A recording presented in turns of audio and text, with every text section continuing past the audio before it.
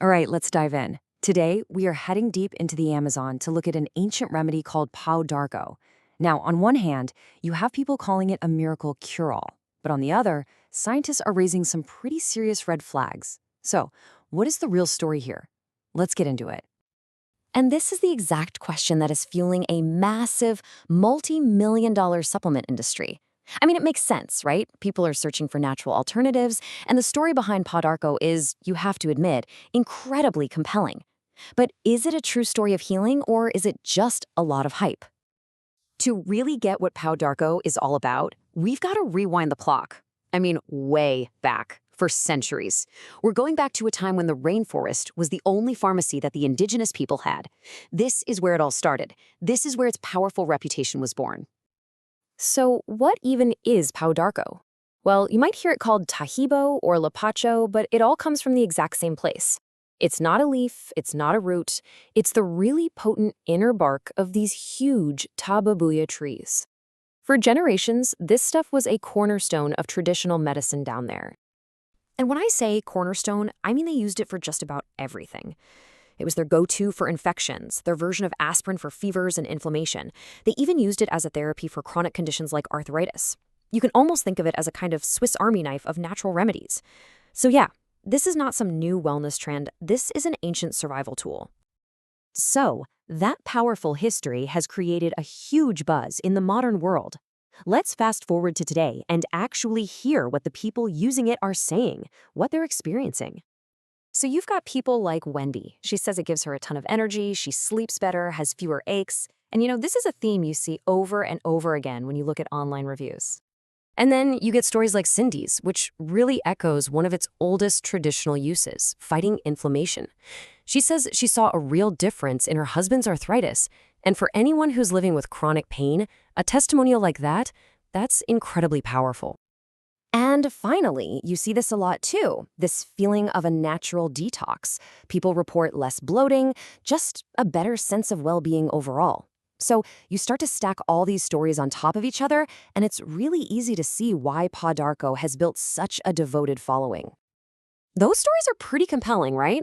But, and this is a big but, anecdotes, no matter how powerful they seem, they're not scientific proof. So now we have to ask the really important question.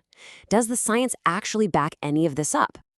All right, time to put on our lab coats. This is where we have to step away from the stories and actually look at the hard evidence. Let's try to separate the real hype from the reality. Okay, so what's really going on inside this tree bark? Well, it really comes down to two star players, Lapachol and beta-lapachone. You can think of them as the herb's 1-2 punch. Lapachol, on the left, that's the antimicrobial warrior. It's great at fighting off nasty bacteria and fungi. And then on the right, you have beta-lapachone, and this is the one that has scientists really intrigued for its potential fight cancer cells. So how might that work? Well, the theory is that beta-lapachone basically launches this multi-pronged attack on cancer cells. It dials down inflammation, it tells the cells to self-destruct, which is a process called apoptosis, and it messes with their ability to multiply. But, and this is so important, so far, this is what we're seeing in a petri dish, not in people. So let's just recap the evidence we have.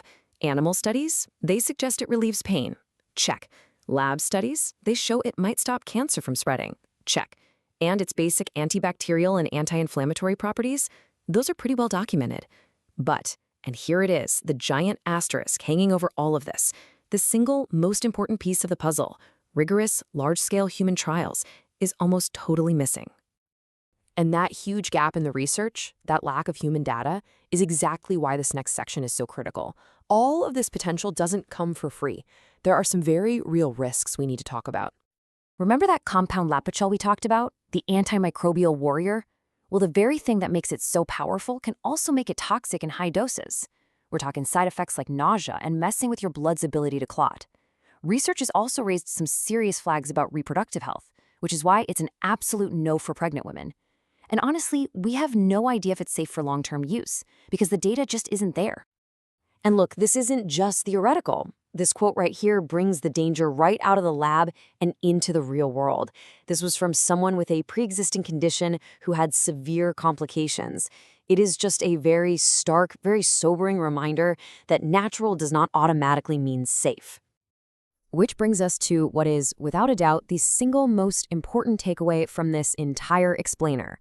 Because of all these potential risks and interactions, you should always, always, always talk to a doctor or a qualified healthcare professional before trying Pau D'Arco, especially if you have any existing health conditions or you're taking other medications. Okay, so let's zoom out and put it all together. We have this incredible promise on one side and some pretty serious precautions on the other. How do we make sense of all this? I think this chart does a really good job of summing it all up. You've got this big chunk, half of it really, that's built on centuries of tradition and all these glowing personal stories. Then you have a smaller slice of promising, but still very preliminary science. And all of that has to be balanced against the known risks and that other big chunk of the pie that's missing, more human trials. And so we kind of end up right back where we started. Pau D'Arco is, without question, a powerful natural tool with an incredible story. But the ultimate question, that's not for me to answer. It's for you. After weighing all the promise against the known risks, you have to decide for yourself. Is it a chance worth taking? Thanks for watching.